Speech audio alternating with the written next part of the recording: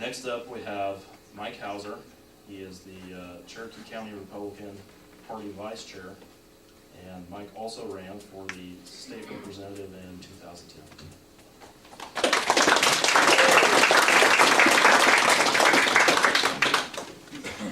Just throw money. A little slow tonight, but hey, you're in for a big treat, because this year I'm gonna talk about everything I got right here. So we're gonna be here a while. Better get comfortable. First, I want to say, hey, it's great to see so many Ron Paul fans in the same room. I mean, hey, I was supporting man in 07, and I couldn't count the number of people I knew that didn't think I was crazy on one hand. I mean, we've come a long way, folks. And why are we here? Why are you here tonight in support of Ron Paul? Somebody the media won't even talk about. I mean, you don't hear him on TV. Why are we here tonight? Never. Because we are his media.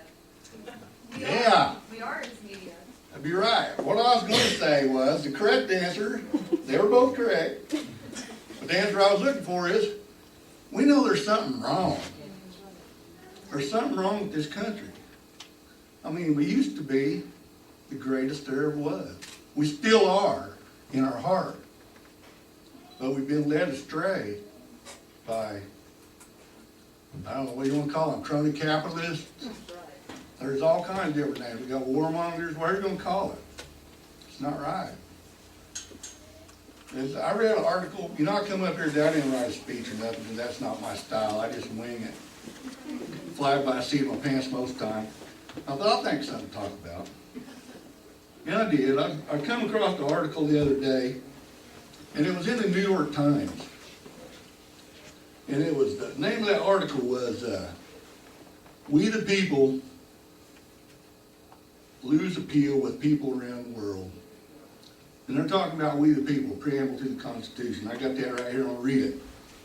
We the people of the United States, in order to form a more perfect union, establish justice, ensure domestic tranquility, provide for the common events, promote the general welfare, and secure the blessings of liberty to ourselves and our posterity, do ordain and establish this Constitution for the United States of America. And what do they say about this stuff? You know, they think it's outdated. They think it's just a piece of paper. It doesn't mean nothing. You can see it in all the votes that come out of Capitol Hill. You can see it in the votes that come out of State House sometimes. I mean, people, we got to take care of this, turn it around. I mean, it's up to us. I look out here and I see all you young guys, and it really does. I don't want to say it chokes me up, because it does. You guys are awesome. Getting in here, and Josh, you're like the go-to man on Facebook, buddy. I'm telling you what, you're the man on Facebook. He knows more than I do about a lot of stuff, I'm going to guarantee you. And these are our leaders that's coming up.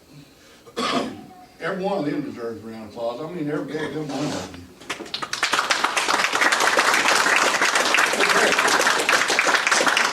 You're the next leaders. And it's good to know in my heart that we've got good people that's coming up.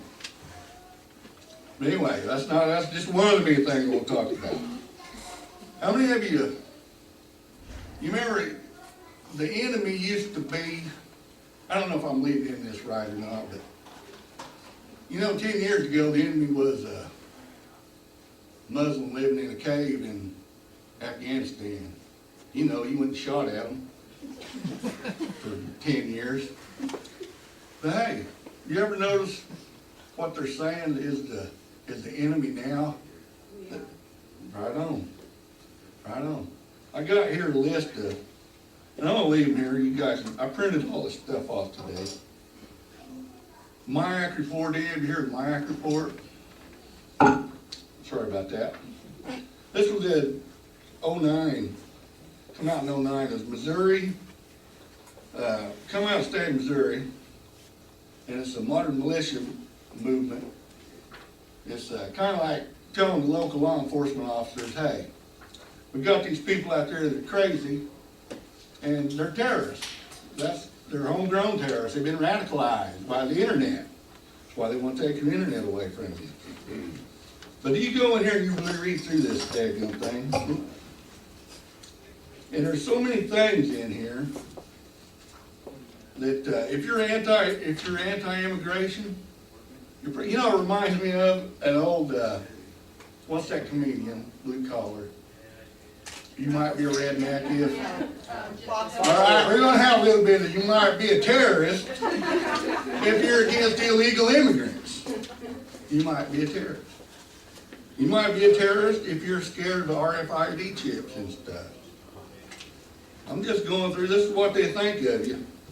Everybody ever heard of North American Union or NAFTA? Hey, are you for it? No. You're a terrorist.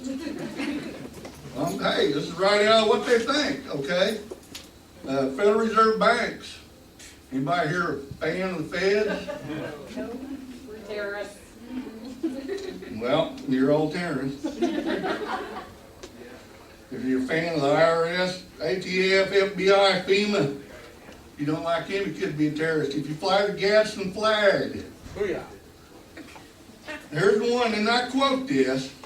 This is straight out of this report. Now, like I said, this is from 2009. Political paraphernalia.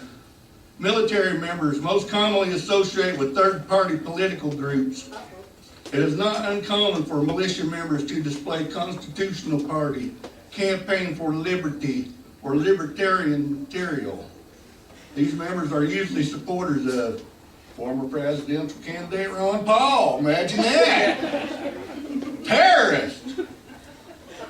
Chuck Baldwin, Barr, you might know Chuck Baldwin, those guys. Well, Barr ran for president last time, he got my vote. But that's just one report. I've got 25 I say, come out of the Bureau of Justice Assistance and the FBI. It's all different, there's like different things. This is for like the wholesale distributors of beauty and drug supplies, or bulk fuel, electronic sales, home improvement, large retail stores. List after list after list of what to look for to make you scared to death that you're going to bump into a homegrown terrorist. It could be anybody in this room could fit anything on any one of these pieces of paper right now. Come on, those things. But that's what I'm all about. We didn't used to be that way, and we're getting that way. It's wrong, and you know it's wrong. This another article I pulled out. It was this report just came out last month, and Laura, you showed me this the other night. It's on Blaze. That's when I had that map. Hotspots of terrorism and other crimes of the United States, 1970 to 2008. And believe it or don't, I haven't figured out where in the heck this is exactly. There's a spot in southeast Kansas, a little dot, where we've had terrorist incident. And I don't know if it was Riverton, Well, you remember what I mean when Riverton had the kids just got a little crazy. But anyway, it just tears me up to see that it's bass backwards, Instead, there's nothing that they try to dismantle the Constitution. And why? Why do they do that? Because I got a real good deal and I might find it. But why they're doing that? Because here it is. What really irks the people in power is the idea that government only exists by the consent of the governed. That's radical.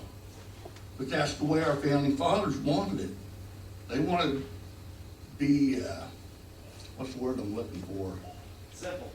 Well, they wanted to be accountable to the people they were governing. We don't have that anymore. I mean, how many people called in and said, remember back in 2008, hey, the bailout, we don't want it. What did they do? It did. That's how much representation, that's what they care about us, okay? But we can throw them out, and they don't like that. I'm gonna continue reading. Whenever any form of government becomes destructive of these ends of life, liberty, and the pursuit of happiness, it is the right of the people to alter or to abolish it and to institute new government. And that's what the Declaration of Independence says. In other words, it's the right of the people to revolt against the government. Preferably through peaceful means, but violent revolution if need be, as Thomas Jefferson argued, when it becomes an oppressive tyranny. You know, that's why we have a Second Amendment. And I'll fight to the death for that. Today I will.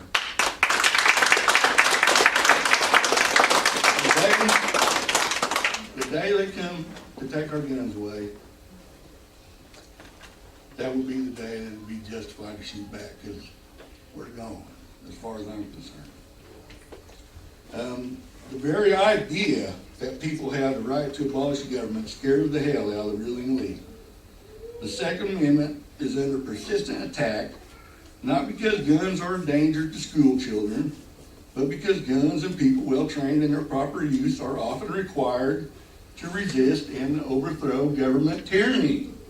Control freaks don't give up very easily. You got to persuade them a little bit. And then you go in here and another deal, Obama, he's not the first guy to write executive orders. He's been, GW wrote his share, Clinton wrote his share. They've all contributed, but nobody wants to take them back. Nobody wants to rescind them. They just keep stacking up. And it makes it so much easier for somebody to misuse one of those, you know? Just like the NDAA or NADA. NDAA. Good, stay on the ball. That got passed. I don't know how many times I called up there and told my congressman, I said, hey, this ain't right. This ain't right. This goes against the Constitution. But vote for it anyway. Only one of them did was Holtzcamp, I believe, out of the whole state. He's a newbie. Thank God for him. And you know what's so cool? He took Dennis Moore's spot, didn't he? He had to go. Dennis had to go. But hey, that's right. But what I'm at, you know, we have to take this thing back. Because it ain't gonna happen by itself. There ain't no way. And why I'm up here talking to Ron Paul? Because he's the only one out there that's any different. He's the only one that has a hair's breadth of difference between. There ain't nothing. They're all the same. Mitt Romney, Santorum, Gingrich. Who's the other one? Obama. Well, same thing. They're all the same. It wouldn't matter if Mitt Romney got the nomination or whatever. It's just like when when Obama won. What did he do? He had all this hope and change. Did any of it happen? No. Matter of fact, he expanded on all the stuff that Bush had in, and he expanded on the wars. Expanded on the borrowing. You know, that's the biggest thing right there. We can't be overseas for 11 years now, building empires and on borrowed money. I can't do that at home. Why should they be able to do it? I don't know how long I've been up here. I could go on all night. I might sound like a rambling and an old man, but I'm not that old. I'm just rambling. But I'm proud to be up here talking to Ron Paul. And I'm glad that I got involved in politics. I'm not a politician. I don't want to be a politician. But, man, this country I love this country. And to see it ridden into the ground the way it has been, I can't take it. I don't know what I can do as a state rep, to change it. But I just got mad and I said, hey, somebody's got to do something. And it looks like it's gonna have to be me. Hauser for House, 2012.